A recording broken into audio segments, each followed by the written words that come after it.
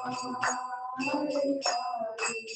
Krishna, Hare Krishna, Krishna Krishna, Hare Hare, Hare Rama, Hare Rama, Rama Rama, Hare Hare.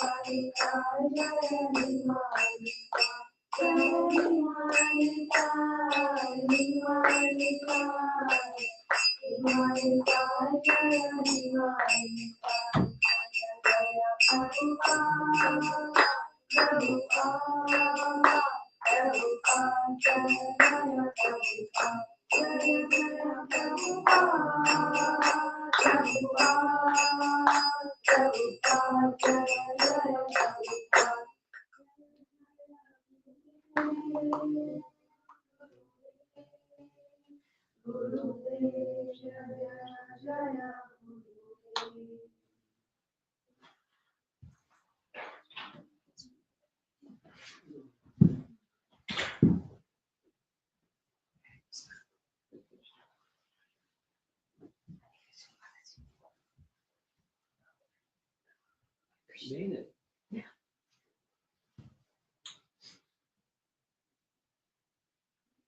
Are there devotees here that were not with us yesterday? Okay. Yesterday, we discussed a pastime of Chaitanya Mahaprabhu called Mahaprakash Leela. Maha means great, Leela pastime, a pastime of Prakash, where he revealed his identity as the personality Godhead for 21 hours. That's a long time to do one pastime. And the scene, just a little review from what we discussed yesterday, because this is a continuation of yesterday. In his childhood, or rather in his youth, he received training. His father was a Brahmana, Jagannath Mishra, and he was given the name Vishvambar. His elder brother was Vishwarup, and he was Vishvambar, the protector and maintainer of the universe. And because because the mother and father had lost a number of daughters shortly after they were born, he was nicknamed Nimai because he was born under a neem tree. And in Bengal, neem tree is there's some understanding that it's auspicious, and because of being born under a neem tree, he would be protected. So although he was called Vishvambar by his mother and father, everyone called him Nimai, commemorating. It started with actually the wife of Advaitacharya. So this is what we're going to be speaking about this morning. She nicknamed him Nimai, and it stuck. So Nimai, being the son of a Brahmin boy, his father, Jagannath Mishra, requested a friend about the same age as him, Gangadas Pandit. We heard a little bit yesterday about Gangadas Pandit, to be his Sanskrit teacher, because a young Brahmin boy needs to study the Vedas. To study the Vedas, you need introduction to how to properly study the Vedas. You need a teacher that can teach you Sanskrit grammar, so you can enter into the meanings of sentences in Sanskrit. So Gangadas Pandit was his teacher, and then later his student became a teacher in his youth. A approximately until he was 16. He was in charge of a Chatushpati school, learning Sanskrit. And by the time he was 16, his father had departed this world. So Nimai, with his students, went to Gaya to offer Shraddha to his departed father's soul. And while there, for the second time, he, Vishwambar, and his classmates, they met his Diksha Guru. His Diksha Guru was named Ishwara Puri. And in Gaya, Ishwara Puri gave him Diksha. He was requested and he was fond of him already, having met him, etc., from a prior visit to Navadvip. And he was given Diksha. And that marked a major turning point in his activities because he lost interest in becoming a Sanskrit teacher or being a Sanskrit teacher, and instead took the life of a chanter of holy name. In other words, his Sankirtan activities began at the age of 16. And he stayed in Navadvip until he was 24, at which time he took sannyas, etc. So this is sometime between those two markers, 16 to 24. He, in the earlier portion, is when he began the Sankirtan activities. And the place that they were initially held was the house of Srivas. And the house of Srivas was a walled-in area with a big courtyard and a mandap and an altar and so forth. And then residential quarters for the extended family and relatives and cousins and everybody. It was a big place. So Chaitanya Mahaprabhu or Nimai Pandit performed Sankirtan in that place, and one day he became inspired and he wanted to reveal his divinity. So he requested the devotees to worship him. We heard yesterday the procedures that were followed, literally worship. And then after the worship was over, without going over all those details again, he one by one called the devotees forward and revealed things about them that nobody knew, nobody but the person on Super Soul knew. And Lord Chaitanya or Nimai Pandit revealed that I was that person that rescued you by boat. I was that person who came as a brahmana and pacified you. His divinity, his omniscience, and his presence, previous presence in the lives of these great devotees. And we heard about his exchange with Kolavich Shridhar and with Haridas Thakur, and now Advaita Acharya. Very different. Of course, the relationships are different, the personalities are different. Advaita was elder, significantly elder to Nimai Pandit. Therefore, he's always depicted with a little beard. There he is on the right side, and on the left side is Lord Nityananda, in the center is Lord Chaitanya. So when he called forward Advaita Acharya, he was very happy to hear. Chaitanya Mahaprabhu said, "You taught every verse of Bhagavad Gita in relation to devotional service." So it's intended, the artwork is an old piece of art. It's intended to show young Nimai before Advaita Acharya, or at least before a sadhu. And if you did not find the devotional meaning of a verse, you would give up all enjoyment, meaning like fast, rather than find fault with the verse. Once you went to sleep without eating. I then manifested myself before you and gave the real meaning of the verse. I cannot tolerate your slightest distress, therefore I appeared in your dream and spoke to you.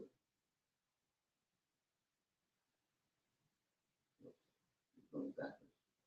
In this way, whenever some doubt arose during his recitation, the Lord would directly speak to him in his dream.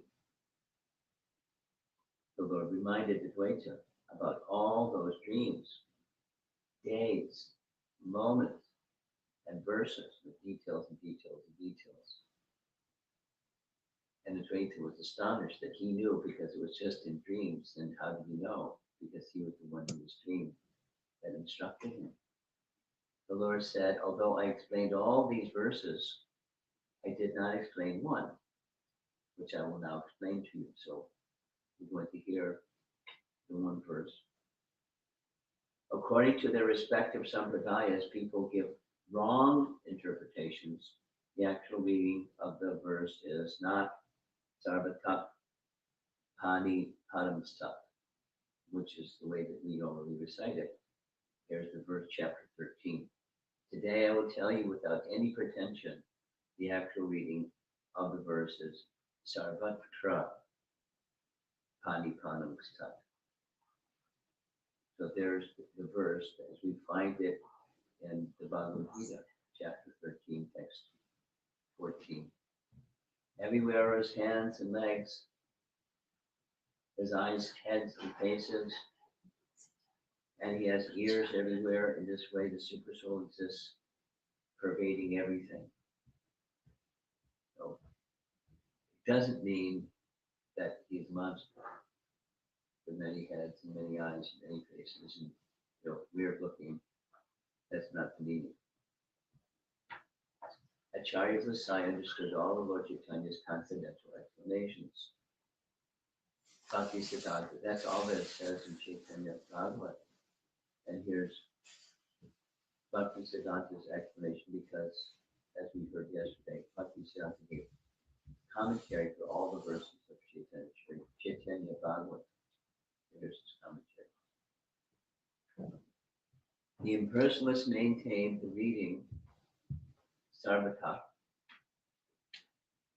or from everything, while superficially accepting the meaning Sarvatra, or everywhere. The personalists, so here's the distinction. The personalists accept the form of the Supreme Lord.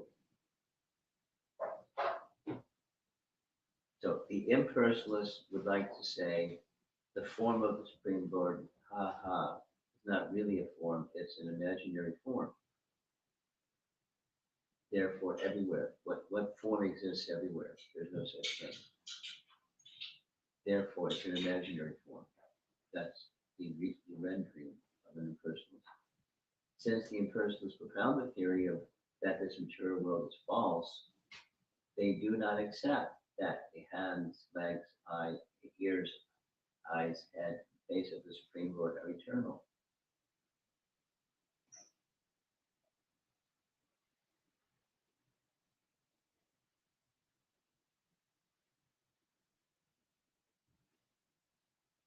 So the Sanskrit is one that they take a secondary meaning because it matches their philosophy. But Vishwambhara raised his arms and said, everyone look at me and ask for any benediction you desire. Hearing the Lord's word, so they're in the house of Shivas, or the courtyard where the temple is. Hearing the Lord's words, everyone became jubilant and asked for a benediction according to their desire. Advaita's expression. O Lord, my desire is that you bestow mercy on the foolish, wretched, and fallen persons, which was very similar to one of the three external reasons for Lord Chaitanya's descent. I'll remind you. In Chaitanya Charitamrita, there's a statement that there are three external and three internal reasons for Lord Chaitanya's advent. And one of those three external reasons was Advaita Charya, seeing the condition of the age of Kali after Krishna's departure, etc. He wanted to do something very degraded and further degraded and further degraded.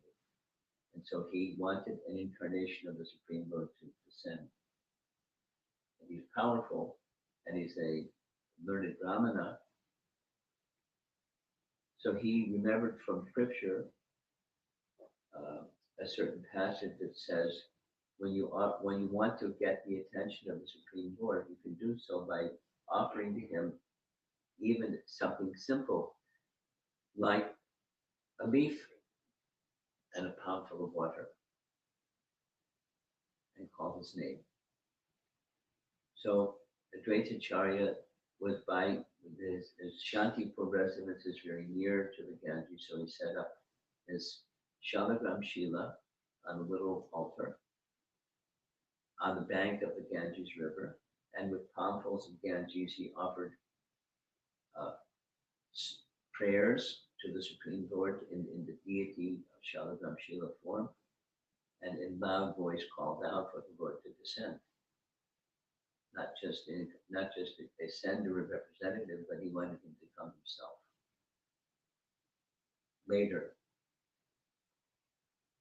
Chaitanya Mahaprabhu said, I was in mystic slumber in the ocean of milk as Kshirodakshay Vishnu, and I heard the loud cries of Advaita calling my name, so I came, revealing that reason, one of the three reasons, external reasons of the Lord's appearance. So he, Advaita Charya, wanted exactly what it says on the screen here. He wanted an incarnation of the Lord to deliver the foolish, wretched, and fallen persons. And who in this age of Kali is not? Mandas, Mandavatayo, Mandavamyati Padvata, in the language of the Bhagavatam.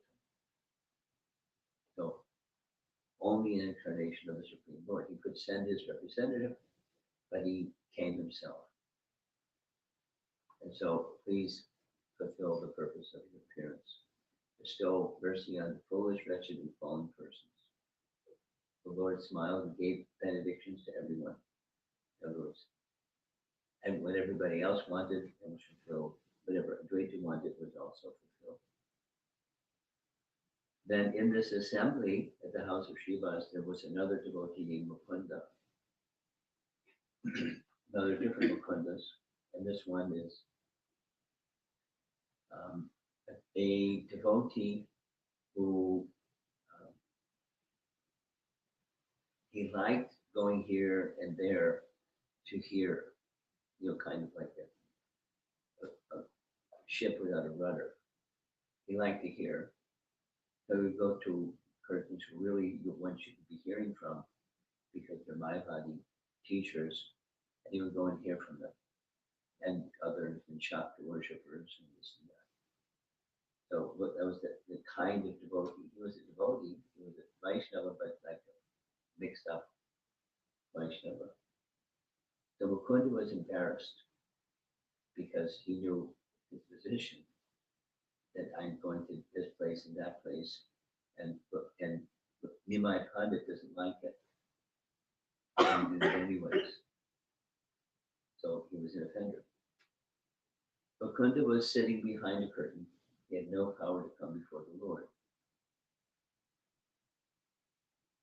Advaita said,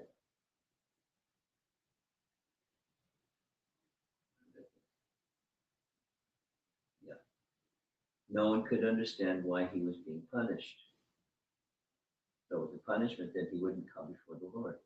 Others were being called. Mukunda was not being called. He was being punished and hiding behind a curtain. The Lord did not call him. Srivas asked the Lord, how has Mukunda offended you? If he has actually committed an offense, then punish him. But why should you neglect your servant? Reasonable. The Lord replied, don't ever speak to me on that fellow's behalf. Strong. The Lord said, whatever this fellow, wherever he goes, he mingles with the persons there and speaks like one of them. Meaning when he, there were a lot of Mayavadis and worshippers of Durga and those that are those are not Vaishnavas. He'd go there and he'd speak like he was one of them. When he studies Yoga Vashishta in Advaita's association, he takes a straw in his teeth and sings and dances in a devotional mood. Yoga Vashishta, a little intricate, but essentially it's an impersonal doctrine.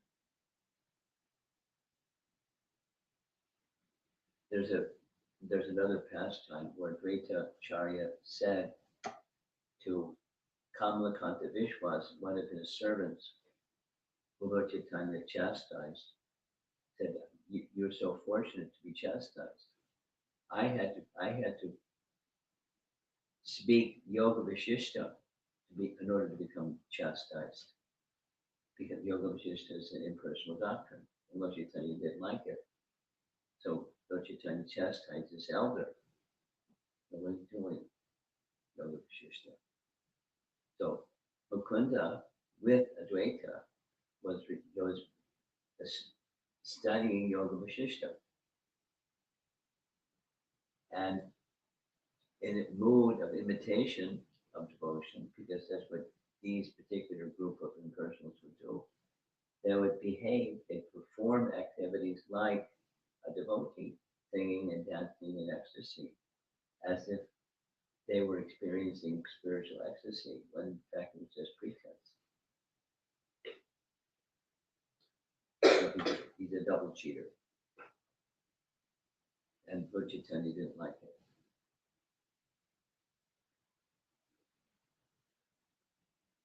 So Lord Chaitanya said, when he studies Yoga Vashishta in Advaita's association, he takes straw in his teeth and sings and dances in a devotional mood. The painting is on the next slide also.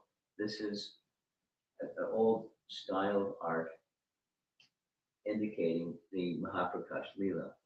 The image to the right side, that's meant to indicate the Yoga Mandap, although in a little, it looks like a fence, not a fence, looks like a, how do you describe, like a canopy.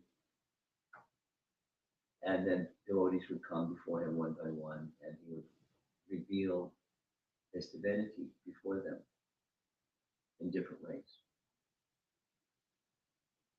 So that's the scene, and that's where it's happening at the house of Srivas, and the person's running here, running there.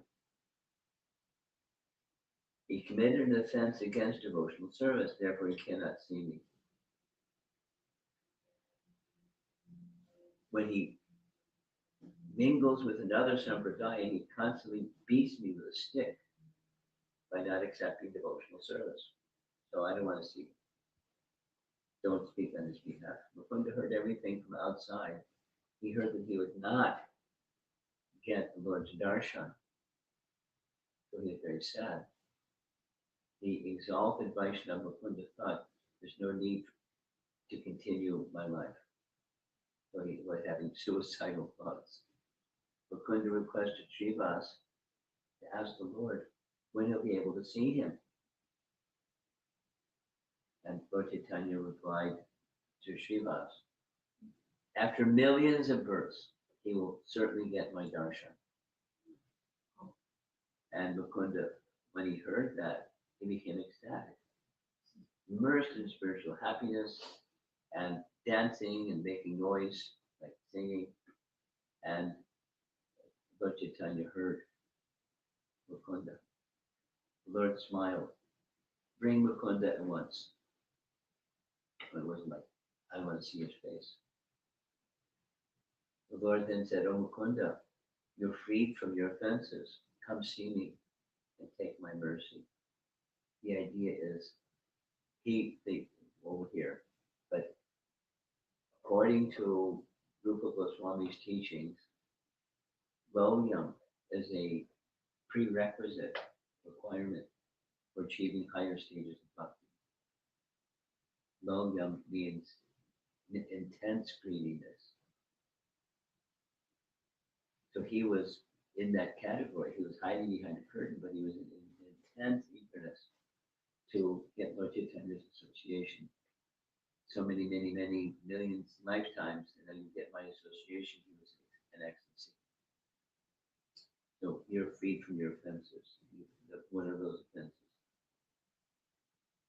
Hearing, imitating, as if they were real spiritual emotions. That's those are things that are not to be done. So those offenses were excused based upon his strong desire to have Lord Chaitanya's association. The faults of your bad association are vanquished. I have been defeated by you.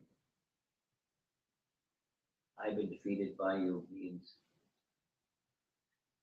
I have standards, but your enthusiasm and loyum, your eagerness, greediness to have my association, any restraint that I may have towards such a person, that's gone. You did this. You defeated me. Bhaktisiddhanta's commentary in this verse.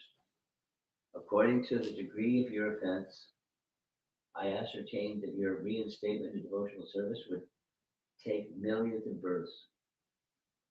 Due to your intense eagerness for devotional service, you have surpassed the time determined by me in a moment. My potency has been defeated by your potency. Now there's a topic that, let's see if it's going to happen while I'm here. I'm not sure. Suggested it. There's a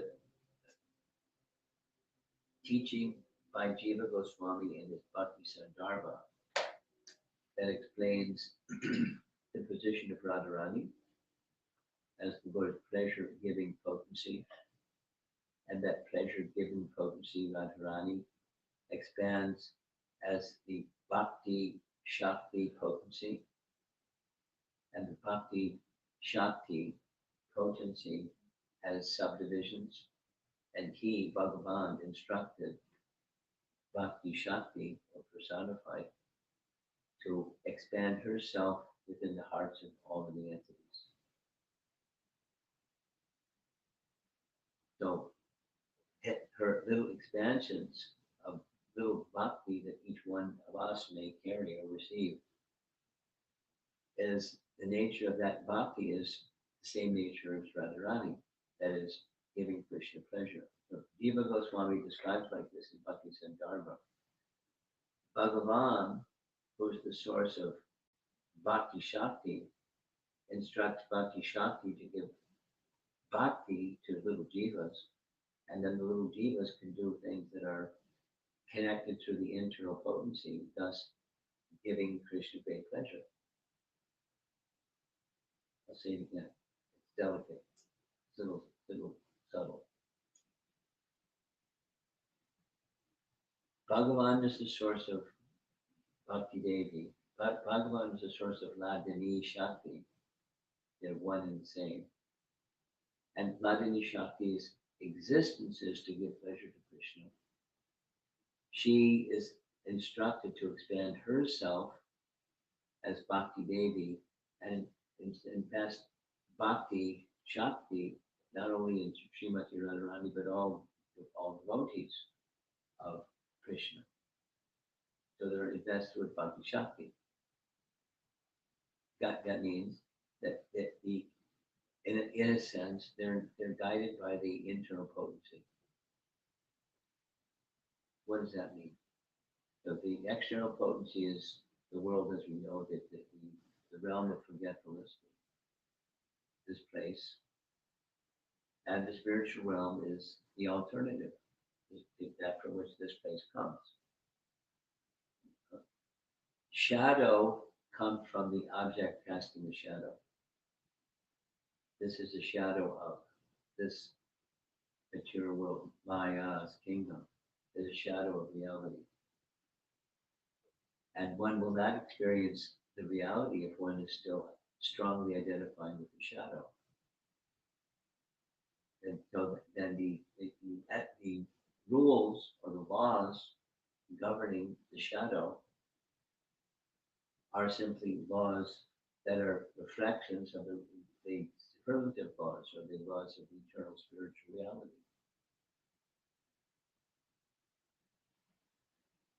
And so light is stronger than darkness. It's like you lifted a curtain. You know, a bunch of sunlight came in because the curtain was blocking the sunlight. So light is stronger than darkness. Principle, very easy. Light switch, darkness dispelled. So as light is stronger than darkness, so the internal potency is stronger than the external potency. The external potency dismisses ignorance or darkness, the darkness of ignorance. So the spiritual potency is not just knowledge, it's spiritual potency. And spiritual potency in its full package is Satchit Ananda, eternity, knowledge, and bliss, not just knowledge. The antidote for ignorance is bhakti, because bhakti includes and invests potency in the person who's engaged in bhakti and understanding things that otherwise are misunderstood or not understood. It's very simple. Bhakti is more powerful. Light is more powerful.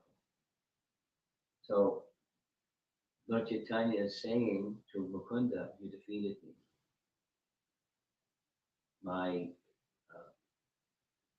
punishing potency is unable to act. But the Maya aspect of my potency is unable to act because of you.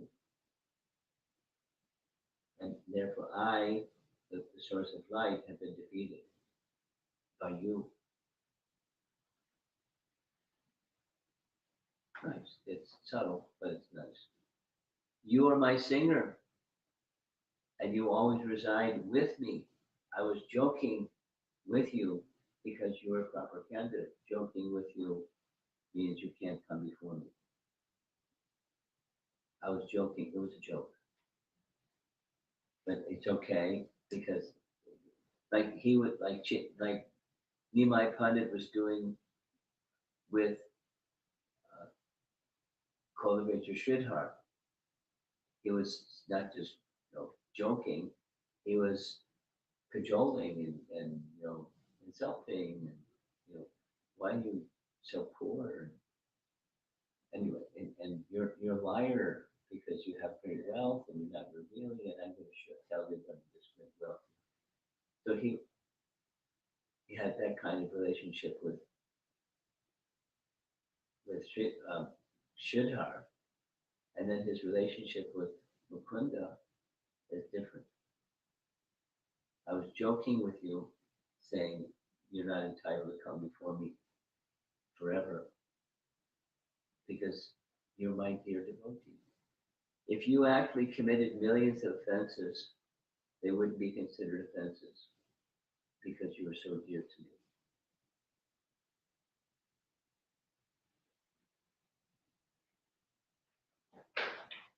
Like this behavior between Sridhar and Nimai. It's insulting. He was saying insulting things.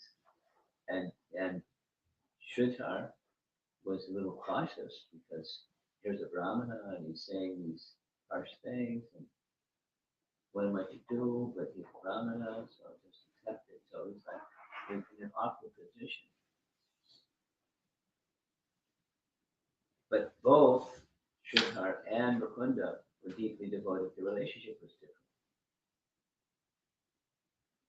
And the similarity is they both had great faith and attachment to Nimai Pandit or to Lord Chaitanya. And for that reason, his attachment to him was the reason why he was being so affectionate. so dear to him. You are my servant. Your body, your body is filled with devotional service. I constantly reside on your tongue, as he was a kirtanier. Mukunda gave examples of Duryodhana, Shishupal, Hiranyaksha, and Hiranyakashipu. They all saw Krishna's form, but did not attain happiness because of devoid of devotional service. Being devoid of devotional service. The happiness is not seeing. The happiness is the devotion. And through the medium devotion, then many things are revealed that otherwise aren't revealed, including happiness. These paintings are illustrations are shown. Lord Nrsimhadev, showed this many-armed form to Lord Nrsimhadev, to Hiranyakashipu, who didn't recognize this is the Supreme Lord. Or in the assembly of the Pandavas, Duryodhana, or the Kauravas, he showed his universal form, and they didn't accept that it was real. Mukunda, your devotional service is very pleasing to me. I personally manifest wherever you sing. So he's a singer, the gift that he was endowed with. Mukunda was well-known, like superlative singer, but sometimes superlative singers are just proud of their singing or their gift. That's a danger, becoming proud. But you, Mukunda, I manifest personally wherever you sing, because you're devoid of pride. You're very humble, but you're my dedicated servant nonetheless. You are my eternal companion, and you always sing for me. Wherever I incarnate, you will appear as my associate to sing the glories of Hari. So he's indicating they have the eternal pastime. Thereafter, the Lord gave his garland and gave remnants to everyone. So he's been neglecting, now he's glorified. So contrary behaviors.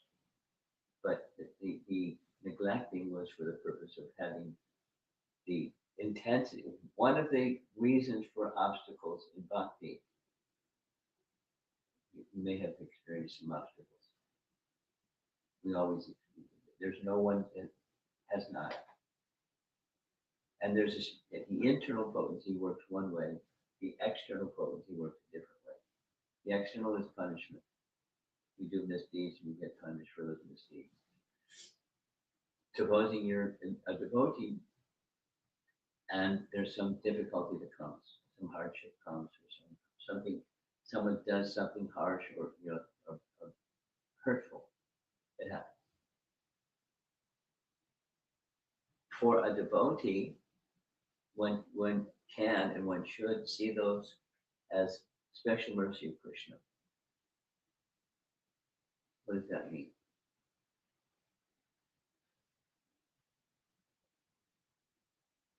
Some of you know that in Brahma Vimohan Lila, after Brahma had made a big boo-boo, he kidnapped both the calves and the cows, the covered boys, of Krishna. That those are eternal associates. They're not just friends. They're eternal associates of Krishna, and he kidnapped them. At least he thought that's what he was planning to do. So that's not just like that's more than a no-no. It's not just the sin of stealing. It's an aparad. He interfered with Krishna's pastimes. He's with his covered boyfriends, and he's interfered with the pastime.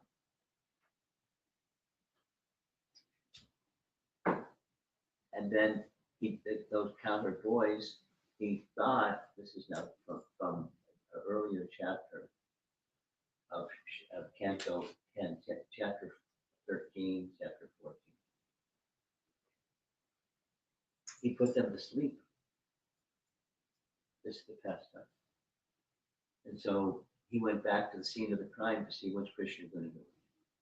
Now that the calves and the cow boys are gone, what's he going to do? He had cried. What's he going to do? When he came back, there was the calves and cow boys, the pastime. And he was like, I just put them in the cave. And here they are. Same calves, same cow boys. And Krishna showed that not just calves, cow boys, each one of them manifested a form of Narayan. Each one of them. So many Narayans. How many cow boys? That many forms of Narayan. Full of light simultaneously.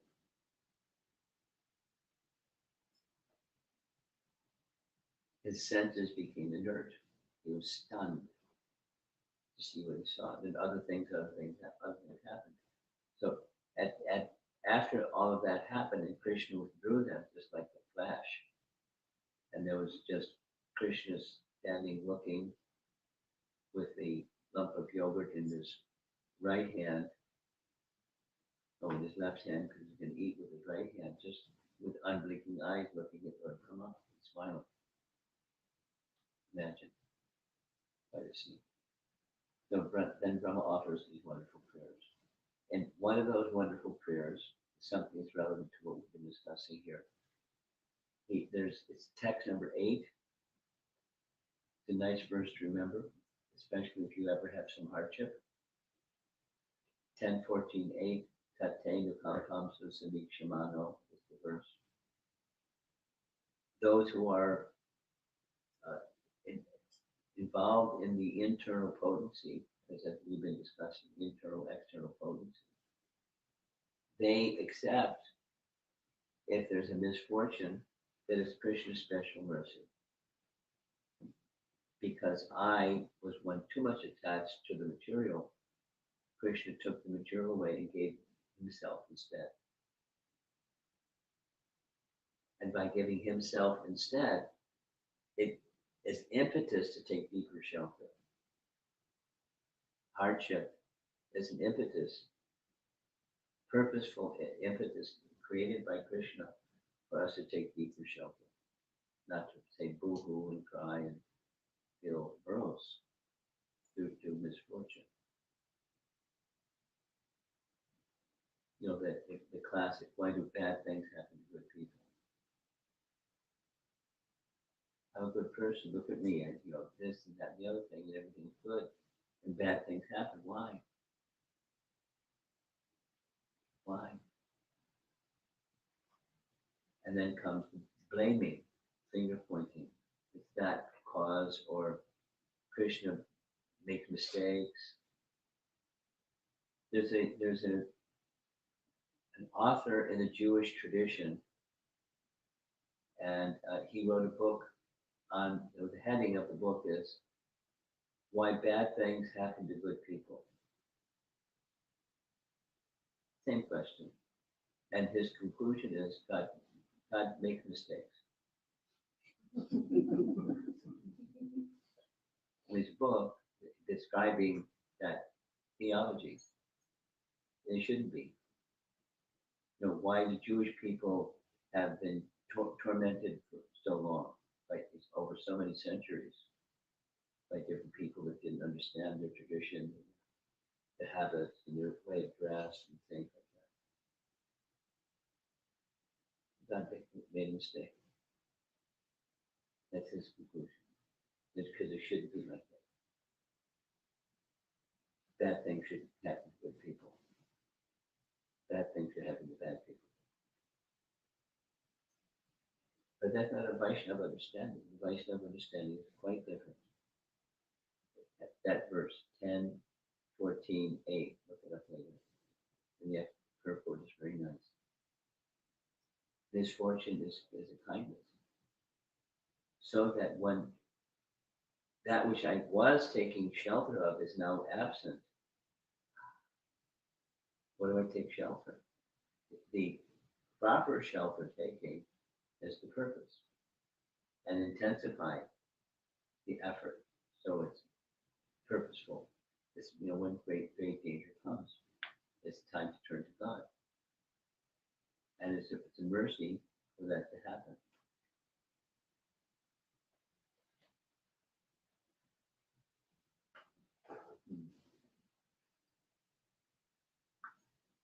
Just like trying to come from Chicago to Minneapolis.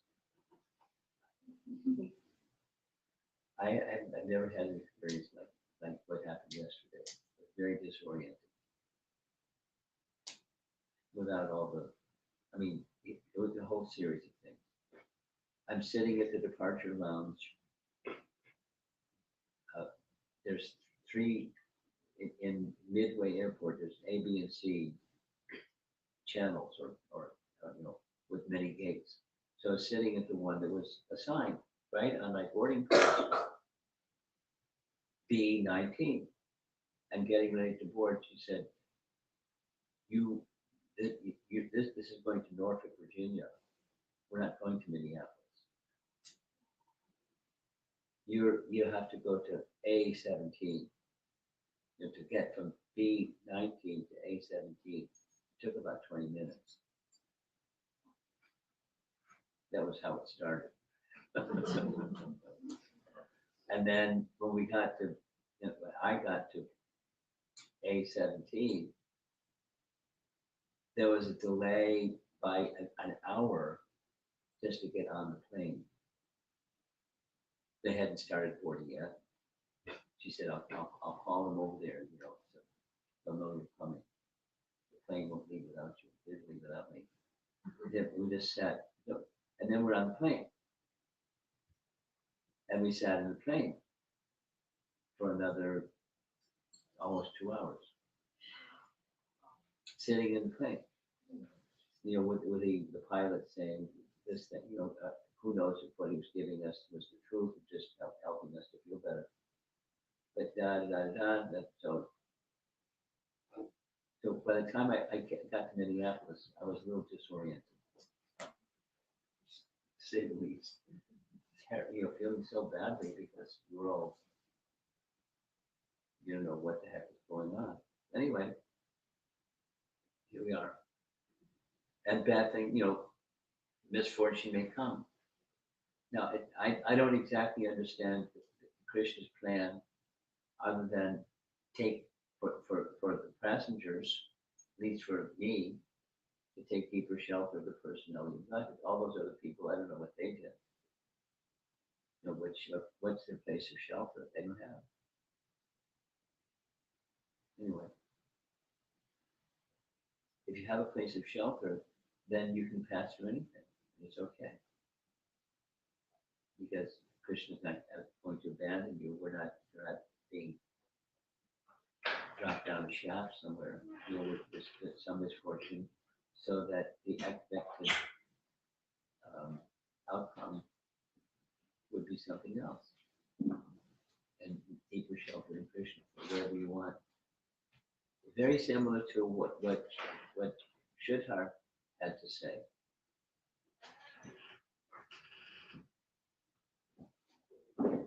Sometimes, even in the course of the 2-hour exchange they had daily, he's treating me harshly. He wants to take my goods. I'm a poor man. He wants to take my goods, and cheat me. But I can't just do this every day. But he's a Brahmana. And so whatever it is, it's for my good, and so I'll just accept it. It's for my good, whatever it is. So he cultivate your Sridhar.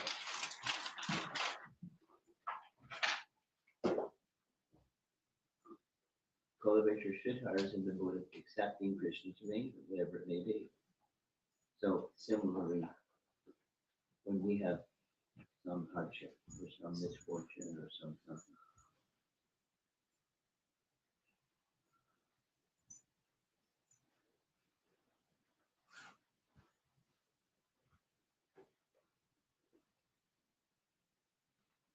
so back to Mukunda.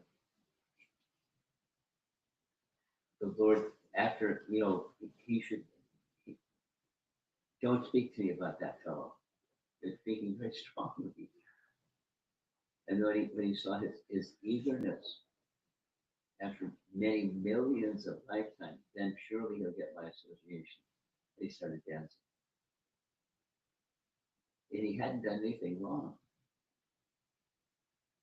So now the Lord's giving his garland and fatal net remnants to everyone, including Mukunda.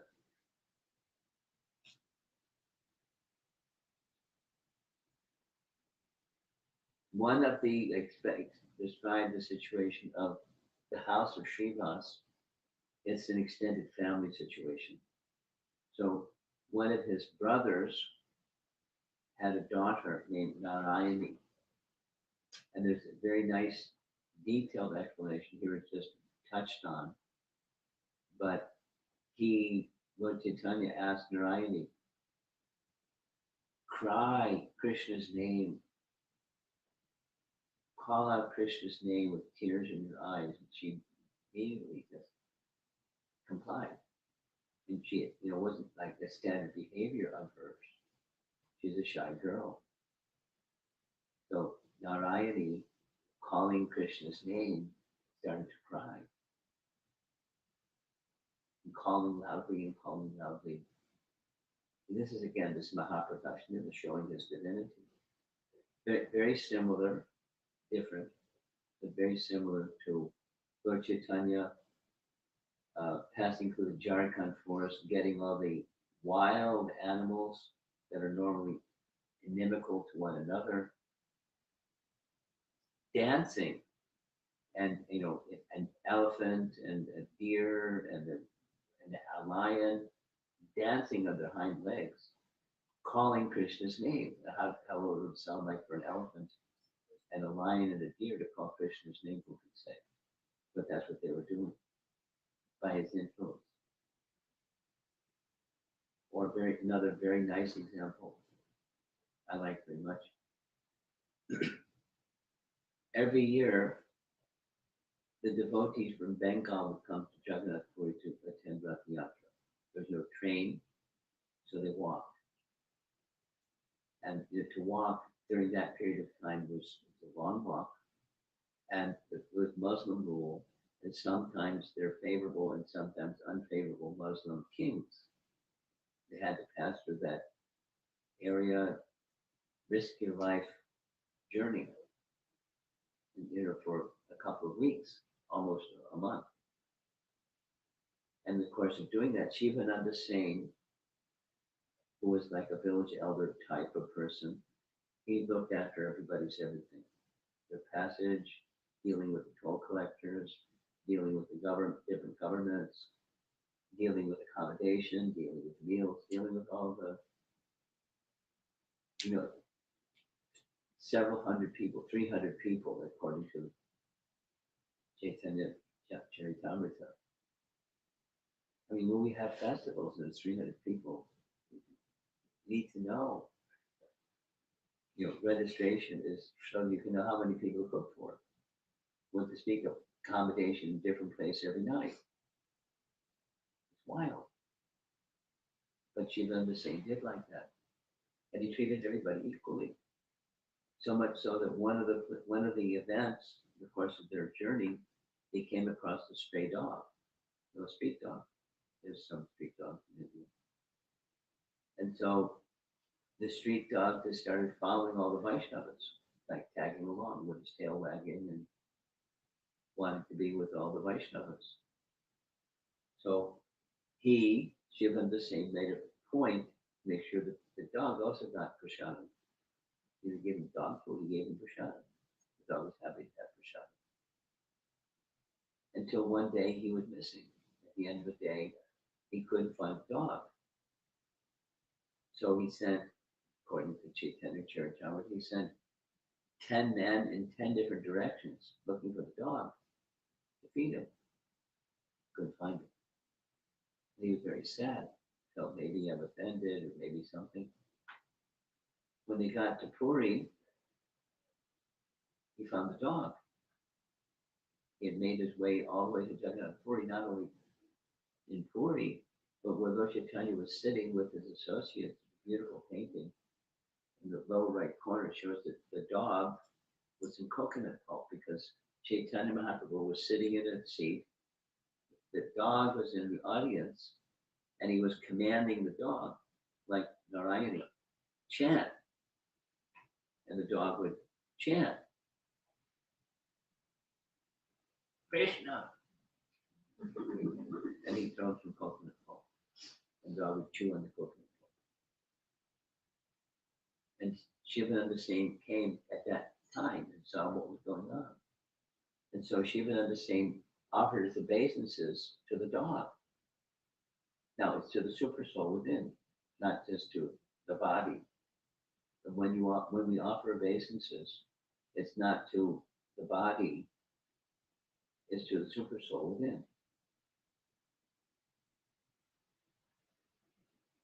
There's another I'm telling stories. There's another very nice example of that when Bhima was searching for the lotus flower source that Draupadi wanted way, way, way, way up in the Himalayas. You know the story? No. No? Oh, you know the story. I'll tell you the story.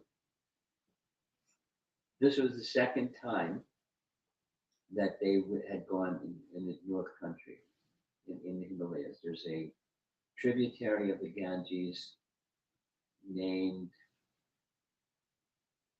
something. I forget the name of the tributary. And Draupadi saw coming down that tributary of the Ganges a giant lotus flower, 1,000 petals. So she happened at that time to be with Bhima. She showed the lotus flower. Bhima said, there must be more of these lotus flowers upstream. Could you get some? I'd like to give one of them to Yudhishthira. Like there's no envy between the brothers. So immediately Draupadi wants. And Bhima was, because he's a son of Vayu, taking giant steps and, heading way, way, way, way, way into the North Country, further north. And he came across a monkey. You know the story. Yeah. Yes. So there was a monkey on the path, and he asked the monkey, could you please get out of the way? Because he didn't want to step over super soul. It's culture. We don't step over persons. We don't, there's some Vaishnava etiquette things that we're Western people, uncultured people don't mind stepping over. But he wouldn't step over. And the monkey said, I'm too old. Just step over me. I can't step over you. Then just move my tail. Trying to pick up a Bhima, could move his tails. Then you can understand, look, you're not just a regular monkey, who are you? He said, you don't recognize me? I'm your brother. I'm Hanuman. Anyway, just more dialogue.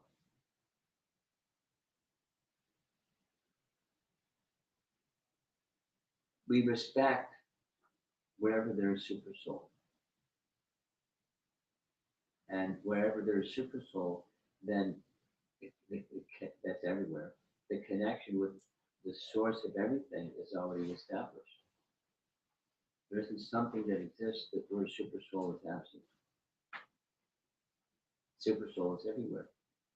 Within every heart of living entity, within every atom of matter. Super soul is everywhere. So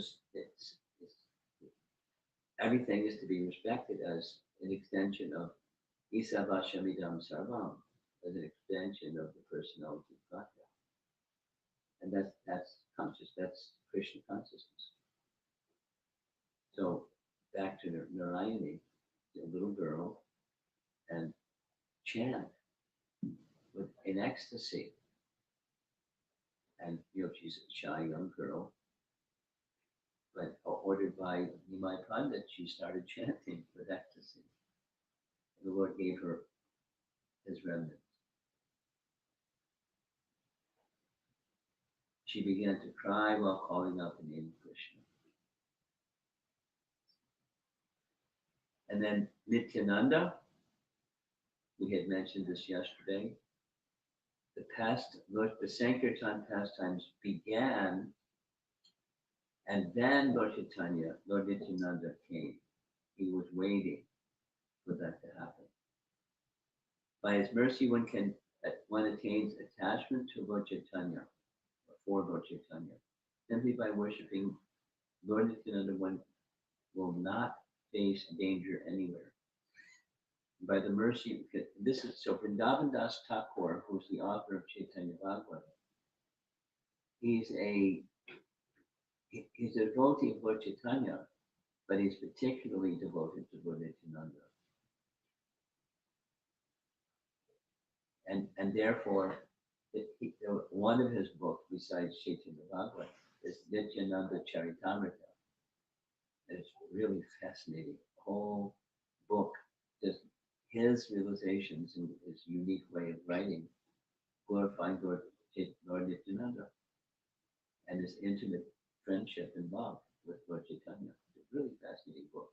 Vrindavan Das Thakur is a wonderful author.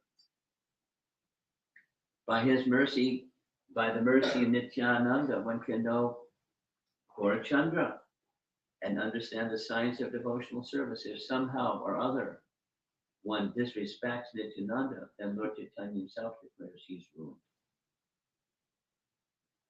Now, in Chaitanya Bhagavad, there's not a long description of what that Mahaprakash Leela was, but just their affection between the two,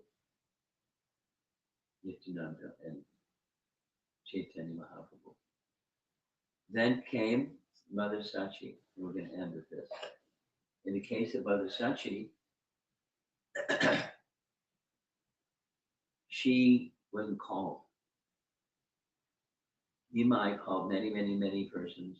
He didn't call his mother. Vishwarup, the elder brother of Mahaprabhu, felt great ecstasy in association of a great Prabhu.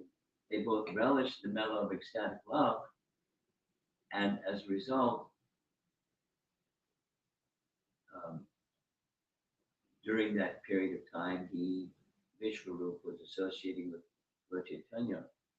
He was just a young boy, a child with curly hair and a chanting dress. On the order of his mother, the Lord, Vishwambar or Chaitanya Mahaprabhu, would go to Advaita Acharya's house, reminding Vishwarup it's time for breakfast. Every day. And every day and every day. So she could put two and two together and understand my son, my elder son, has deep devotional sentiment inspired by Advaita Acharya in his recitation of Srimad Bhagavatam. And I'm going to lose that son. He won't come back. The little boy doesn't want to have his meal. Every day, every day, every day. I'm going to lose him. Lord Vishwambar captured the hearts of everyone with his most attractive form as a child. And when he came to bring Vishwarup, even Advaita Acharya forgot everything else, just looking at the face of this wonderful little boy. And yet, yes, Vishwarup can go. Later, Vishwarup projected all worldly enjoyment and joyfully passed his time in the association of Advaita. Within a short time, Vishwarup accepted sannyas, which means he left home. His mother no longer saw him. She's already without a husband because he died when he was younger. So now she just has Nimai. So here comes the detail. When Mother Sachi saw that Vishwarup left home because of the association of Advaita Prabhu, she became unhappy with Advaita Prabhu. She didn't say anything. She just felt some ill will. Sachi did not publicly criticize the behavior of Advaita Prabhu, but she nevertheless enacted the pastime of committing an offense. against Advaita. Offense can be mental, not just verbal. One has to be very careful. And because of that mental offense, Chaitanya Mahaprabhu, when he's doing his Mahaprakash Lila, he didn't call his mother. That is very quite natural of the motherhood, right? Yeah. Motherhood, when Yeah. they lost the child, Yeah. they will, But nowadays, yes, they but will, that's the material side. The spiritual side is my son has become an elevated sadhu. My life is perfect. do we need to get the permission from the parents when they do this? It's No. not required. Traditionally, yes. There's exceptions to tradition. In this case, Vishnu didn't ask. We just did. That's what mothers are happy with this. Okay, so you're siding with Mother Sachi. Yeah, I'm siding with myself. Mother is a mother, right? Okay, motherhood. So I understand something. I'm not a mother, but I understand something. It's natural. Her feelings natural. I got it. Yet, out of fear of offending a Vaishnava, Mother Sachi did not say anything, but kept her grief within. Then her second son, Lord Vishwambar, rejected all worldly happiness. He gave up the company of Lakshmi and passed his time at the house of Advaita. And she saw, uh-oh, it's happening again. Since Gaurahari gave up the association of his own wife Lakshmi Devi and passed his time with Advaita, Sachi's apathy for Advaita began to increase. What's being pictured here is there's one of the biographies of Chaitanya Mahaprabhu that said when he left his wife Lakshmi Priya, he left behind his shoes, the chappals, the wooden shoes. When Mother Sachi saw that her son was not staying home, she said, Advaita Acharya Gosai will take away the son also. In lamentation, she continued, why is he called Advaita? This Gosai is actually Dvaita. She said it, her heart. He is a Dvaita to this world, but he is bewildering me with his network of duality. This was her only offense. For this reason, the Lord did not bestow devotional service on her. So listen, there's a lesson. You'll be happy with a lesson. There's a purpose. You want to guess what the purpose is? He, Nimai, wanted his mother to offer forgiveness, seek blessings and give forgiveness, request forgiveness for having spoken against him. One day, on the day of the Mahaprakash Leela, that's what our topic is, Sachi Devi could. Srivas asked, why aren't you inviting your mother to come here and take the blessing like you've done with everyone else? My mother has committed an offense against the great Prabhu, so I will not show her this form. He didn't abandon her, but when the devotees informed Sachi what her son had said, she immediately went to Advaita and begged him for forgiveness. I mean, what she did was motherly and said, no problem. He didn't take it as a problem. After Advaita had heard Sachi's confession, he began to glorify her as one who had carried the Supreme Lord in her womb. He continued to do so until he became unconscious from the overwhelming love that he felt. When he fell unconscious, Sachi Devi finally took the dust from his lotus feet and thus was freed from her offense. Mahaprabhu was satisfied with his mother and showed her his glorious divine form.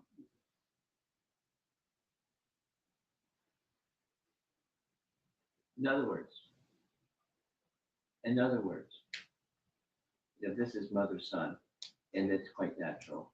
There may be circumstances where something something. And, you know, quite natural. Somebody kicks you in the shins and you say, ouch, or something like that, or say, talk to me. Why are you kicking the shins? That happened in a flight recently. I was putting on my backpack and we were getting off the plane. And the backpack swung on my back and almost hit somebody on the opposite aisle. I said, oh my gosh, I'm really sorry. I almost hit you. He said, yeah, 3 times you almost hit me. He was angry. You know, the different people have different responses. It was like, you know, some people thought, well, it's okay. But we have to be careful. Supposing that fellow is feeling some offense. You know, there are very nice scriptural references where things like this happen. Somebody didn't intend, like Mother Sachi didn't, but there's consequences for mental offense without going through the example. We have to be very careful. That's a lesson in this Mahaprakash. It may be quite natural and and understandable, and, you know, easily forgivable. So what to speak of forgiving Advaitacharya, forgiving Sachi? He was just glorifying her and glorifying her and glorifying her so much he fell unconscious. He didn't say no, no, no. Please don't do that. There's no offense. He just was glorifying her. And so without other scriptural examples, there are many other scriptural examples. One should be very careful. One should be very careful. Because offense is very serious stuff. So now just touching his feet, taking dust from his feet, from Mahaprabhu's side, although he wasn't going to show his mercy, he showed his mercy. She's his mother. How can you hold something against your mother? Even if something, but you know, offenses from Chaitanya Mahaprabhu's side are very serious business. So that's the end of this Mahaprakash Leela discussion. And it's a quarter after 12. Now I could do, and there's some options.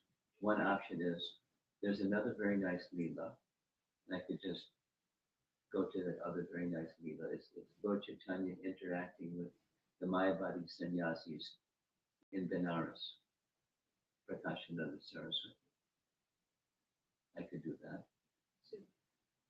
Or we could just pause and see if there's some discussion, because different groups I'm accustomed to different groups having different lively interactions. It's the nicest part of any presentation is the discussion that comes afterwards. We can reserve the discussion after this Leela. You want to? We do some of the Leela. I won't be able to finish it. That's okay, let's go and continue Okay, another Leela. Anyone else? Please, Maharaj, Please. please go ahead with the Okay, go ahead. Leela. We'll-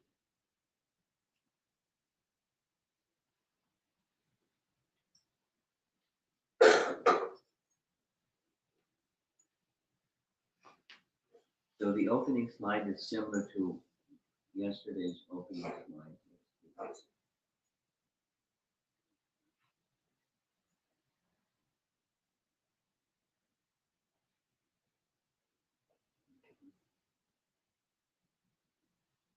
Prakashananda Saraswati. So here's the scene. Chaitanya Mahaprabhu has now accepted sannyas, and after sannyas, he made his South India tour searching for his brother. He came back to Puri, and after some time in Puri, he wanted to go to Vrindavan. So he went to Vrindavan. And on his way to Vrindavan, he passed through the same place where he met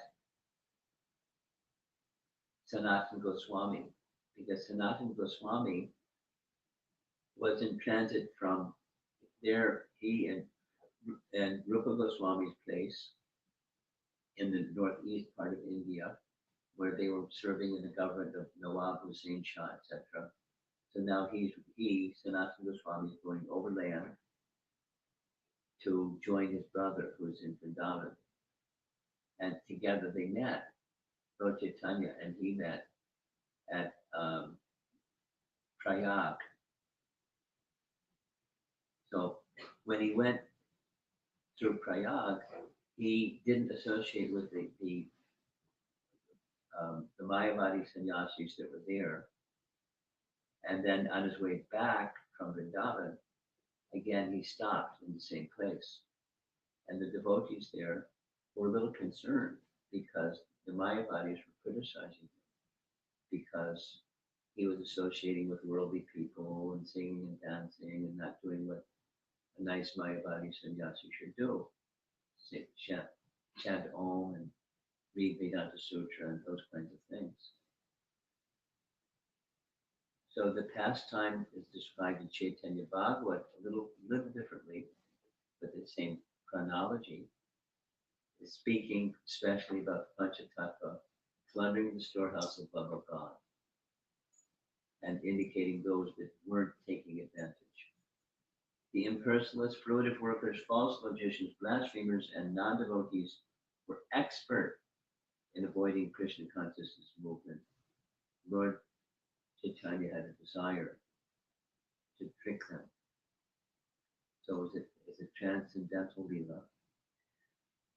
And the nature, this is from Chaitanya Charitamrita, a definition of the Mayavadi, is one who considers the body of the Supreme Personality of God to be made of Maya.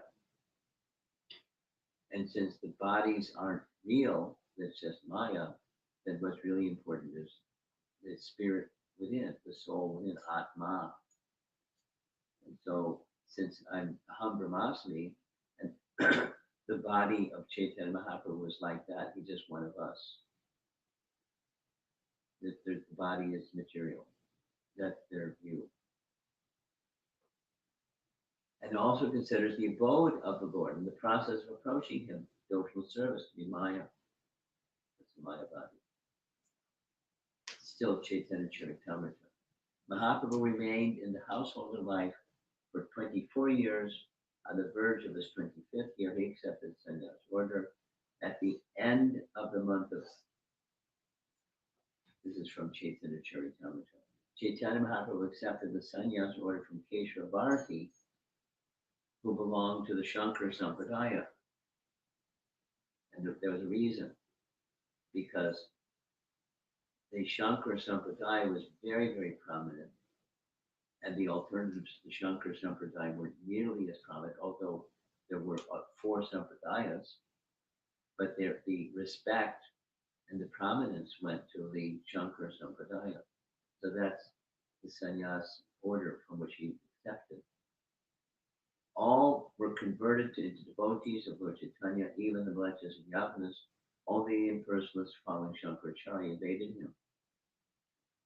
Well, Lord Chaitanya Mahaprabhu was passing through Varanasi on his way to Vrindavan. Mayavad sannyasi blasphemed him in many ways. The Mayavadi's accusation that devotees do not study Vedanta is false. This is Prabhupada's purport. Mayavadis do not know that chanting, dancing, and preaching the principles of Srimad Bhagavatam, Bhagavad Dharma, are the same as studying Vedanta. Thus, neglecting the blasphemy of the Varanasi Mayavadis, Lord Chaitanya proceeded to Mathura. And after visiting Mathura, he returned to meet the situation. He had a plan. This time, Lord Chaitanya stayed at the house of Chandrasekhar. And the house of Chandrasekhar is the place where he met, you see, Sanatana Goswami with hair and a nice blanket and chadar. And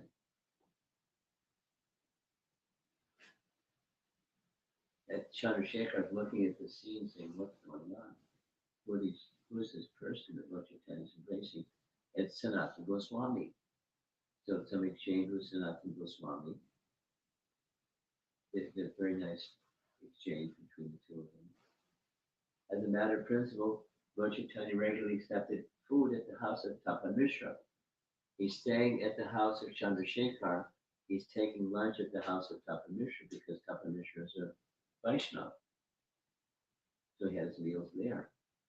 He never mixed with the other sannyasis, nor did he accept invitations from them.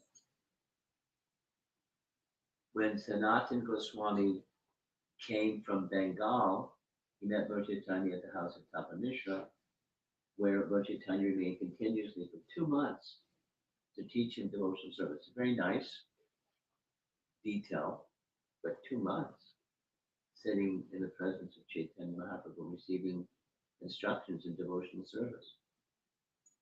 Again, the painting is showing his previous activity was that of a minister in the government of Nawab Hussain Shah, a Muslim Pathan ruler in the northeast of India. Ramakeli was the name of the place. That was the capital of the kingdom. And that's where he resided for some period of time. And then when he left, he's dressed like a Muslim. But his brother, no, someone gave as a gift, but someone gave him a gift of an excellent, expensive chadar, and he accepted it. It's cold. So there he is wearing this nice chadar. Then reference is given here to a song by Narottam Das Thakur.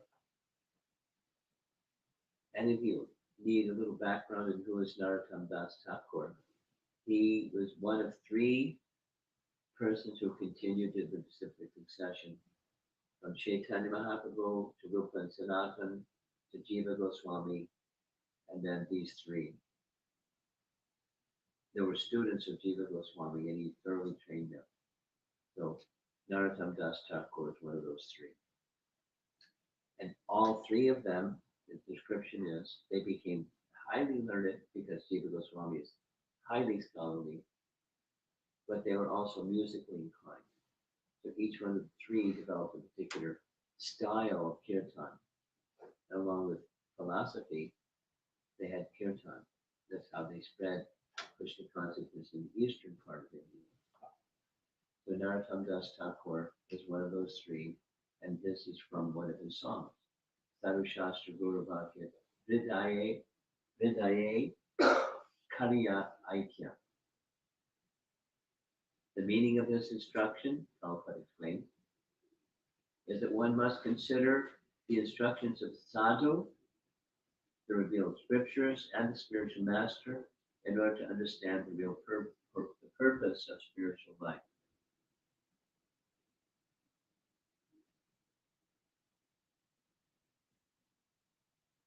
So for 2 months, Lord Chaitanya is instructing at the house of Tapan Mishra, and for those 2 months, the Mayavadi sannyasis were ramping it up a little bit in their criticism. And the Vaishnavas, Chandrasekhar and Tapan Mishra, hearing it, they became unhappy, naturally. More than unhappy. So they made an appeal to Lord Chaitanya. Do something, please. The Mayavadi sannyasis are all criticizing your holiness. We can't tolerate hearing such criticism. This blasphemy breaks our hearts.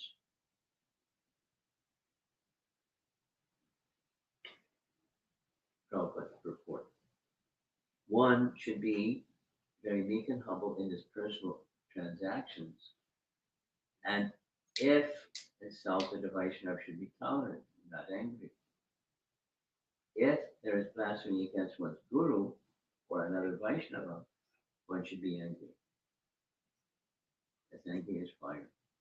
At that time, so while they're having this exchange, Tapa Mishra Chandrasekhar, please do something. We can't bear this criticism. So here's the something. A Brahmana came at home to meet the Lord. The Brahmin immediately felt the lotus feet of Chaitanya Mahaprabhu and requested him to accept his proposal in a joyful mood. Proposal was come and have prasad with the Mayavadis. Lord Chaitanya smiled and accepted the invitation. He made this gesture to show his mercy to the Mayavadi sannyasis. The next day, when Lord Sri Chaitanya Mahaprabhu went to the house of that Brahmana, he saw all the sannyasis of Benares sitting there. Surprise. He didn't go to their ashram, he went to this Brahmana's home. But the Brahmanas were under the influence of the Mayavad sannyasis. As soon as Chaitanya Mahaprabhu saw the sannyasis, he immediately offered his obeisances and then went to wash his feet. Custom. There's a foot wash place outside the door. So he sat, after washing his feet, he sat in the place where he had done so. The place was dirty, considered contaminated and dirty. After sitting on the ground, Chaitanya Mahaprabhu exhibited his mystic power by manifesting an effulgence as brilliant as the illumination of millions of suns. Millions of suns. Like from an effulgence.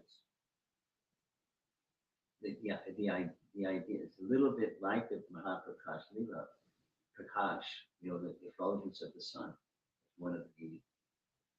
So he showed his Brahman effulgence. And the Mayavadis were like, wow, that's our worshipable goal, this effulgence. And he's full of all potencies.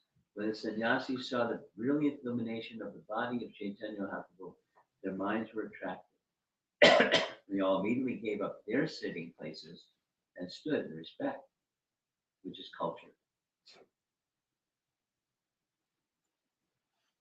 The leader of the Mayavadi sannyasis was named Prakashananda Saraswati. And after standing up, he addressed Lord Chaitanya Mahaprabhu as follows, with great respect. Well, with respect, but it's also a little challenging. Please come here, Your Holiness. Why do you sit in that unclean place? What has caused your lamentation? So there's a lot of Mayavad sannyasis over there in that house, the big house.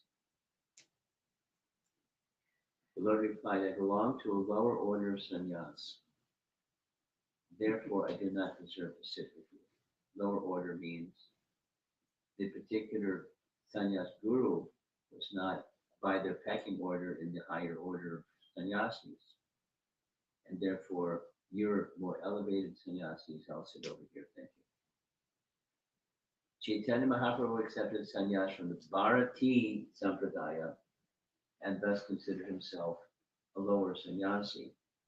A sannyasi is one who is advanced in spiritual knowledge, is not from whom you take initiation.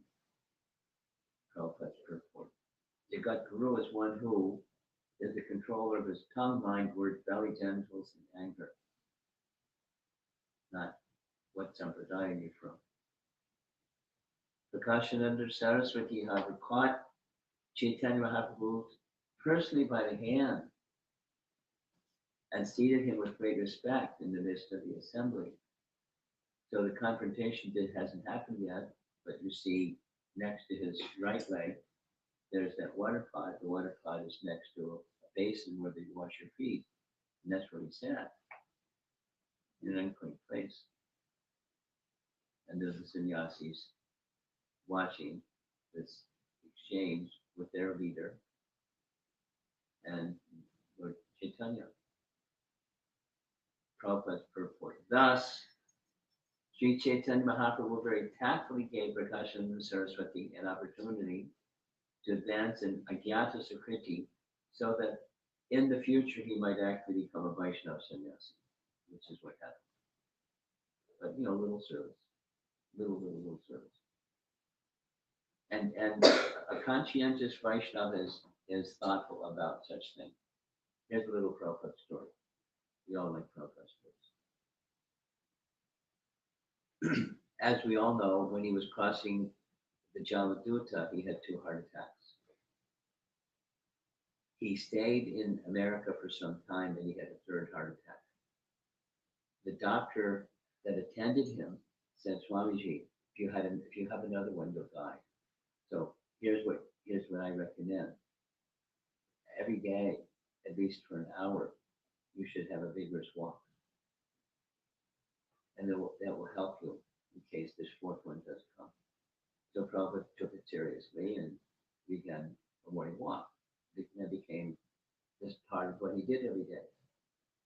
For around an hour, like a long time, to go for a morning walk. And many places, Prabhupada would go to a park. The devotees would arrange a ride to get to the park if there wasn't a park nearby where he was staying. And then he'd walk through the park and have exchange and have conversation and this and that. Get back and resume his activities every day for an hour. In some places there weren't parks nearby, so he would sometimes walk through city streets. One of those times was he was in London, and as Prabhupada was passing by in the crowd of people, if they made eye contact, Prabhupada would say something because he's personable. Hello, good morning. Then it became a regular thing, hello, good morning. So the devotees asked Prabhupada, how come you don't say Hare Krishna instead of hello, good morning? Prabhupada's answer is very nice. He said, if I say Hare Krishna, they'll think this man is sectarian, and they'll dismiss. But if I say hello, good morning, they reply, hello, good morning. And in this way, the devotional service has begun. Cool, huh? Not, one might think, well, it's their eternal benefit. They hear Hare Krishna, and then so that's their benefit. Anyone who hears, any living entity that hears Hare Krishna, the plants, and the trees and the birds and the bugs and the insects and microbes, and just hearing this sound. So there's benefit that goes to that. In addition to the having because I've had this happen. Of course, everyone's different, but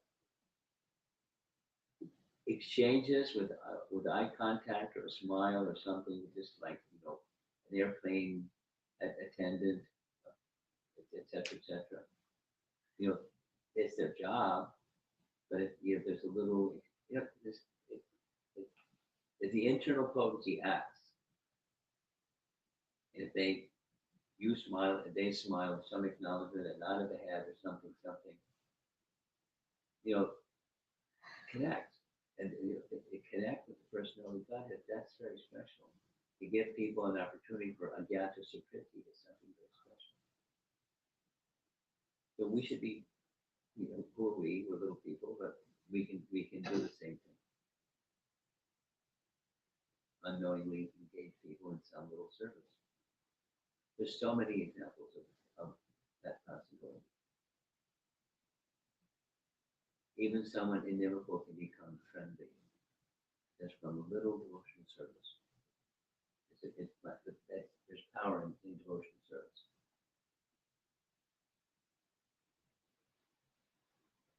So Prakashananda then said, I understand that your name is Sri Krishna Chaitanya. You're disciple of Kesha Bharati. Therefore, you are glorious. You belong to our Shankara Sampradaya and live in our village, Varanasi. Then why do you not associate with us? Why is it you avoid even seeing us? You are a sannyasi. Why do you then indulge in chanting and dancing, engaging in your sacred time movement in the company of fanatics. Now, there's the knife behind the cloak. He's now pulling out the dagger. What was really, irritating them.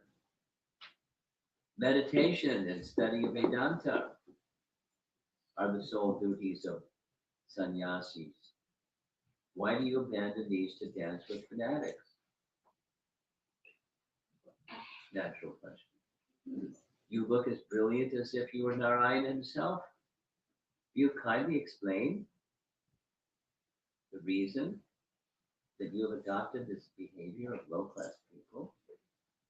So, by the painting is meant to show he is still exhibiting his effulgence, and they're like, "Wow,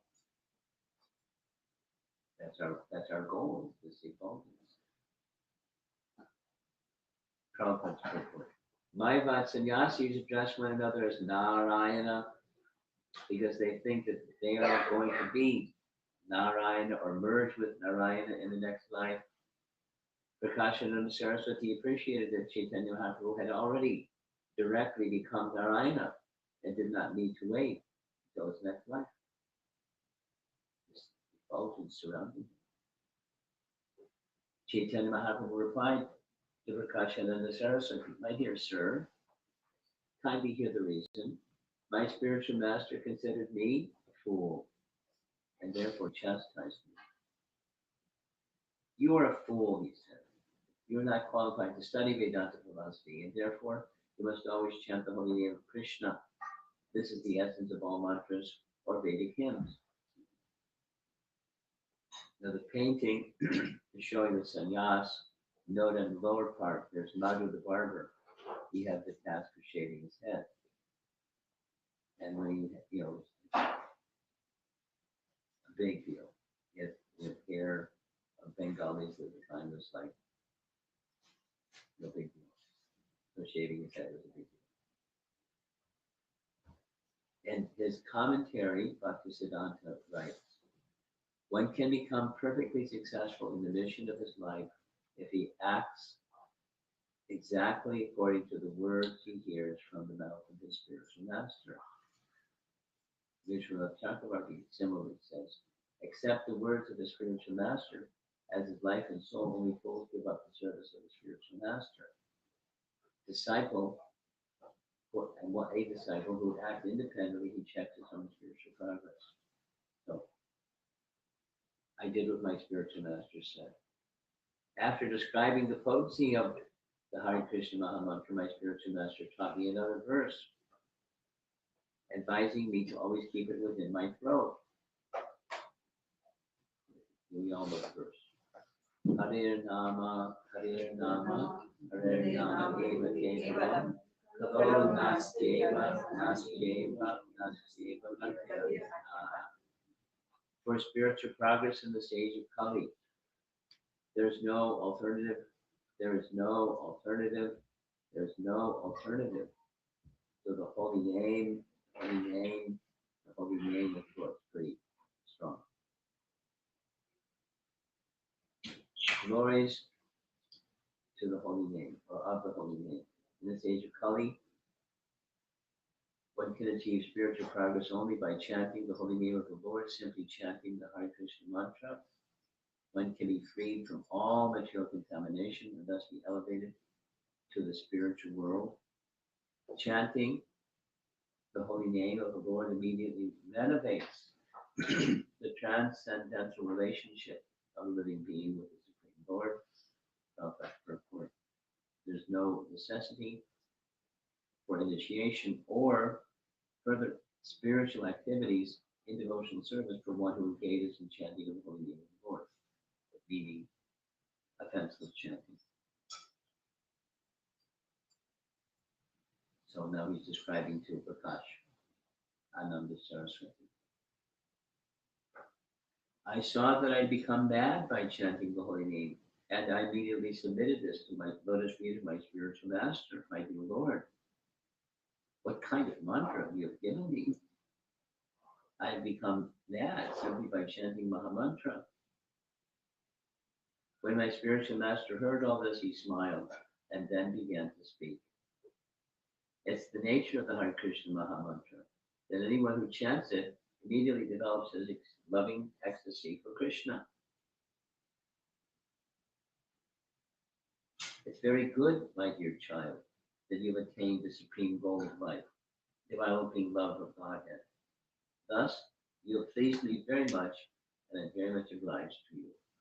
So that's why he's doing what he's doing instead of what they're doing.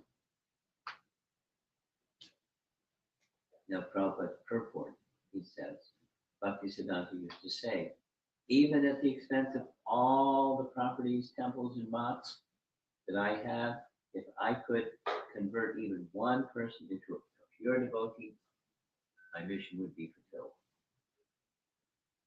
And that happened. When a person is actually advanced and takes pleasure in chanting the holy name of the Lord, who is very dear to him, he is agitated and loudly chants the holy name. He also laughs, cries, and becomes agitated, and chants just like a madman, not caring for outsiders. I firmly believe in these words of my spiritual master, and therefore I always chant the holy name of the Lord, alone and in the association of devotees. The holy name of the Lord sometimes causes me to chant and dance, and therefore I chant and dance. Please do not think I've intentionally do it. I do it automatically. So there he is with the Mayavadi sannyasis. After hearing Lord Chaitanya Mahaprabhu, all the Mayavadi sannyasis were moved. Their minds changed, and thus they spoke with pleasing words. I'm going to conclude shortly. Mayavadis insult the Supreme Personality of Godhead by defining it as blind, deaf, dumb, lame, and helpless. Personal exchanges of love between the Lord and the devotees do not appeal to the Mayavadi sannyasis. Srila Prabhupada explains that one should try to convince the opposition by quoting from the Shastras and presenting the conclusions of the Acharyas. Next. Dear sir, there's no objection to your being a great devotee of Lord Krishna. Everyone is satisfied with this, but why do you avoid discussing Vedanta Sutra? What is the fault in it? Lord Chaitanya Mahaprabhu smiled slightly and said, the absolute truth is described in the Upanishads and Brahma Sutras, but one must understand the verses as they are. That is supreme glory and understanding. Sripad Shankaracharya described all the Vedic literature in terms of indirect meaning. One who hears such explanations is ruined. Very direct question, very direct answer. Shankaracharya is not at fault, for it is under the order of the personality, supreme personality of Godhead, that he has covered the real purports of the Vedas. This is confirmed, Prabhupada, right? In the Padma Purana, in the words of Lord Shiva himself. The Mayavad philosophy, Lord Shiva informed his wife Parvati, is impious, asat shastra. It's covered Buddhism.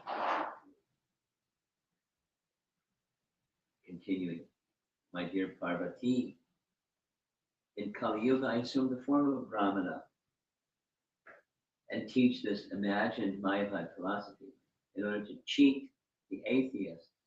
I describe the Supreme Personality of Godhead to be without form and without qualities. Similarly, in explaining Vedanta, I describe the same Mayavad philosophy in order to mislead the entire population toward atheism by denying the personal form of the Lord. In the Shiva Purana, the Supreme Personality of Godhead told Lord Shiva, in Kali Yuga, mislead people in general by propounding imaginary meanings for the Vedas to bewilder them. These are the descriptions of the Puranas. I think I should end. because it's dragging on. More. My dear wife, hear my explanations of how I have spread ignorance through Mayavad philosophy. Simply by hearing it, even an advanced scholar will fall down. In this philosophy, which is certainly very inauspicious for people in general, I have misrepresented the real meaning of the Vedas and recommended that one give up all activities in order to achieve freedom from karma. In this Mayavad philosophy, I have described the Jivatma and Paramatma as being one and the same. Etc. These are standard doctrines. The Mayavad philosophers have presented their arguments in such attractive flowery language that hearing Mayavad philosophy may sometimes change the mind of even a Mahabhagavata, an advanced devotee. Okay. I'm going to skip. Two types of mind bodies, etc. There's a lot. So we're not going to go through all this a lot. When Chaitanya Mahaprabhu thus showed for each and every sutra the defects in Shankar's explanations, all the assembled Mayavadi sannyasis were struck with wonder.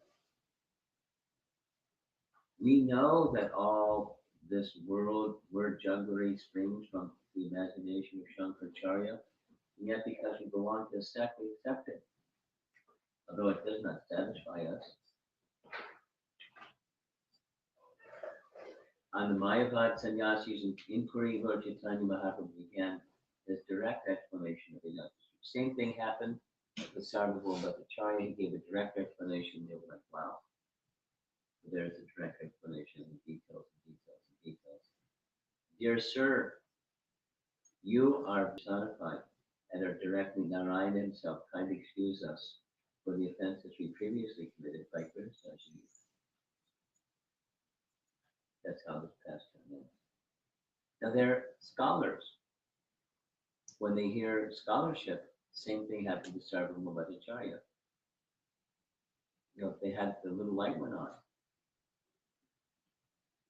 From that moment, when the Mayavad sannyasis heard the explanation of Vedanta Sutra from the Lord, their minds changed. And on the instruction of Chaitanya Mahaprabhu, they chanted, Krishna, Krishna always. Thus, Lord Chaitanya excused all the offenses of the Mayavad sannyasis and very mercifully blessed them with Krishna Nam, including profession of the Saraswati. That's the end. We lost half our audience. People are busy. Any comments or question from either of these two? We just concluded. Yeah. What's the need to be with the people in Kaliuga through this Mayavada philosophy, coming directly from Krishna to Shiva as an instruction? You want to understand the purpose? Yes. Well, two reasons.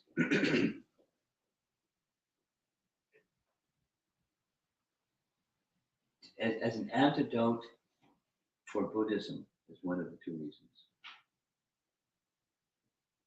And Buddha, as you know, he's an incarnation, one of the avatars. And it's part of Kali Yuga that people would take improper advantage of what's found in the Vedas and exploit it. That was going on. In the name of sacrifice of animals, that was for a higher purpose. The higher purpose was set aside, and the people had ways of slaughtering animals. And as a young prince, he saw, the pastime is to stop people from misuse of the Vedas. He rejected the Vedas, and then came up with another idea, which is to, just provide a place of shelter for people in this dark age of Kali where they could at least be nonviolent, but rejecting the Vedas. So the second reason is to restore the Vedas. He appeared. And to help the people who had become Buddhists to become accepting of the Vedas, he presented covered Buddhism. The language is different, but the essence, there's some differences, but the essence is quite the same. The absolute truth has no form. One says he has no form at all. The other is he has a form made of Maya, like we do. And that means we're like Narayan, or Narayan is like us, and so Om Namo Narayanaya. You address each other in my body, you address each other that way. You are that Narayan. Because there's an aspiration. So it's a little elevated in a sense of acceptance of the Vedas and acceptance of Narayan. But wrong acceptance of Narayan, wrong acceptance of the Vedas. So it's facility for the people of the age of Kali to be bewildered. But at least give them the Vedas as opposed to rejecting the Vedas. So those are two purposes, ostensible purposes. Now the result is havoc, at least for some people. But I would say for me, as a young American kid growing up in America, I didn't know what Mayavad doctrine was, but when I heard it, it's like, forget it, without the details. So, but it's for persons who, it's a trap. They can think they can be spiritual and at least, refrain from sinful activity and lead more in the direction of a life of goodness as opposed to a totally degraded life.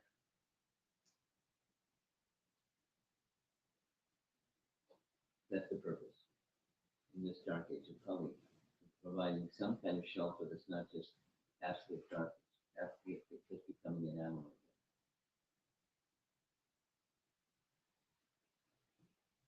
Or a college down.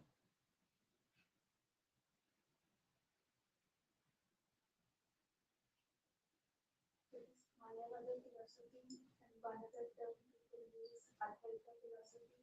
Are these both same? Yes.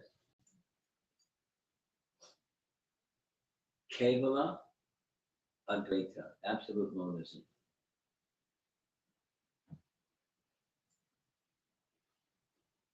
All there is one. Brahman. And Ham Brahmasmi. I am who you are. That's Kevala. There's an adjective, Kevala, absolute monism. Then there's other adjectives, Vishishta Advaita. The absolute truth is one, but he has attributes. And the attributes are real, Vishishtas. That's Sri Vaishnavism. And then there's using this word Advaita, it has a place. Dvaita Advaita. Another doctrine, one of the four sampradayas. So the sampradayas also recognize a oneness, but then a qualified oneness, depending upon which Vaishnava sampradaya one is in.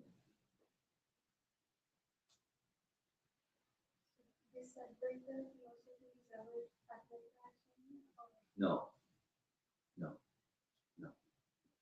He's a Vaishnava. But it's so Advaita means non-dual. Dvaita and Advaita. So you know who this one is. Good. Madhvacharya. Madhvacharya, Dvaitavad. There's distinctions. Dvaita, living entity and supreme, distinction. Living entity and matter, distinction. Living entity and matter, varieties of matter, Dvaita, etc. So Pancha Veda, two distinctions. So his doctrine in summation is, so he didn't make the emphasis on Advaita, he made the emphasis on Dvaita. So Chaita is coming from Madhvacharya Dvaita is Madhvacharya. and Advaita is coming from Shankara. Shankaracharya. Yes. There was a conversation without all the detail. That if you're interested, there's a little book, little skinny book, by Bhaktisiddhanta. The language is Bhaktisiddhanta's lofty language, but the four sampradayas is the title of the book. And he said,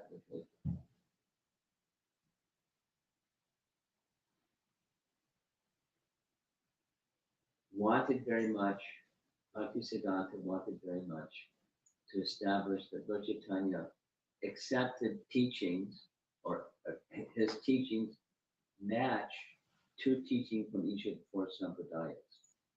Not like he was an eclectic, but what Lord Chaitanya's teachings encompass the teachings of all the sampradayas, two, and two, thus unifying. It's philosophy, but if you're interested, the four sampradayas is the title of the book.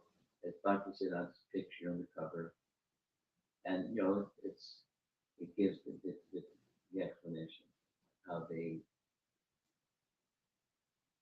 how Lord Chaitanya's teachings combine the slight variations of emphasis, and thus in their worship and their rituals and their destination.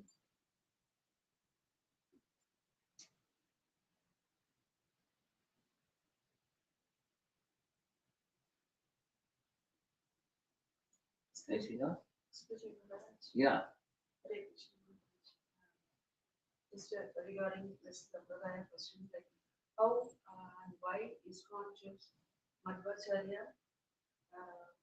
Is he the right next to Vyasa, Yeah. sage? That's right.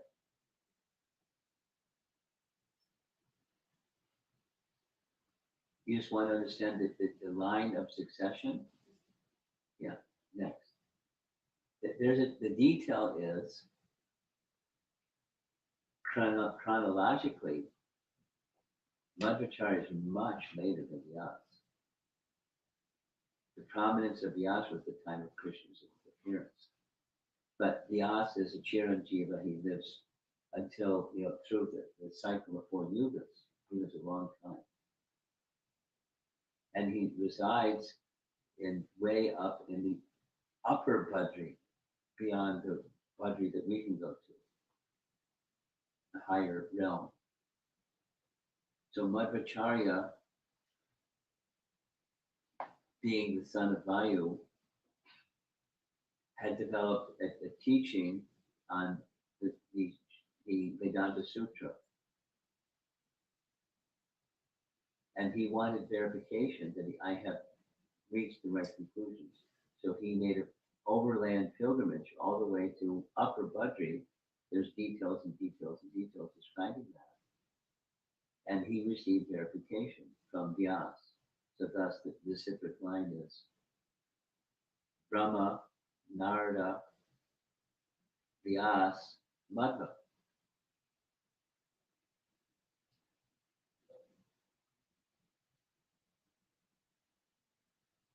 And then the line from Madhva. Lakshmipati Tirtha, this one, that one. The list of our disciplic succession is found in the introduction to Bhagavad Gita. That's where you can go to see it. this The lineage. lineage.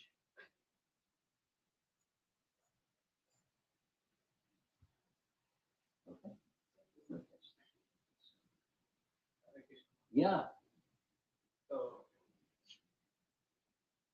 Advaita Acharya is an expansion of Sadashiva. Yes.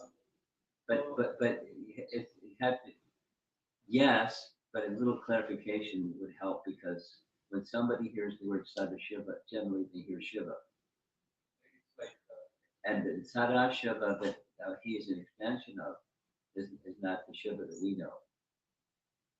Vishnu Tattva. Yeah, Vishnu Tattva Sadashiva in the spiritual world, Sadashiva.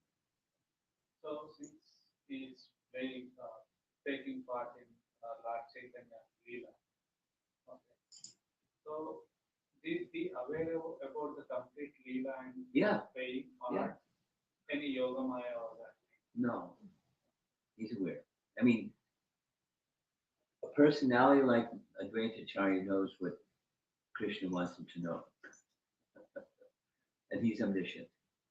There's nothing he doesn't know. But there were other devotees, they were asking also. Yeah.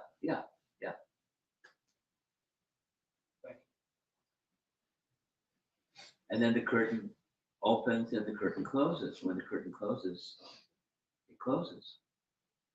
So one can some examples of persons understanding things, and then aha, and then the curtain closes. So we're dependent. The one that's pulling the curtain, the one that's revealing himself or not.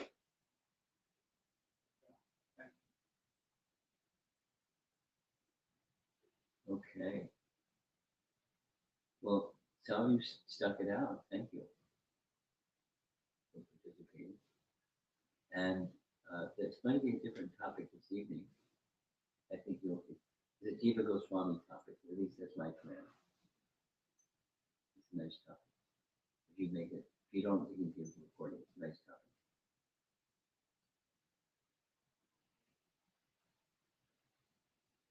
Jiva Prabhupada design.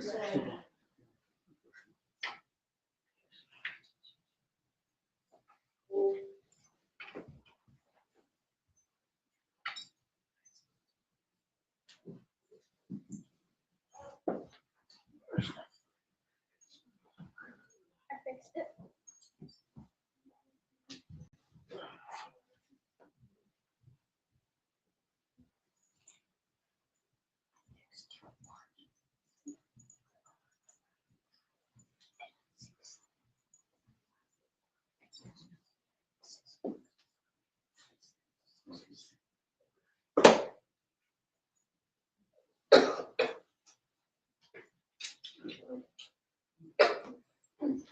What is it?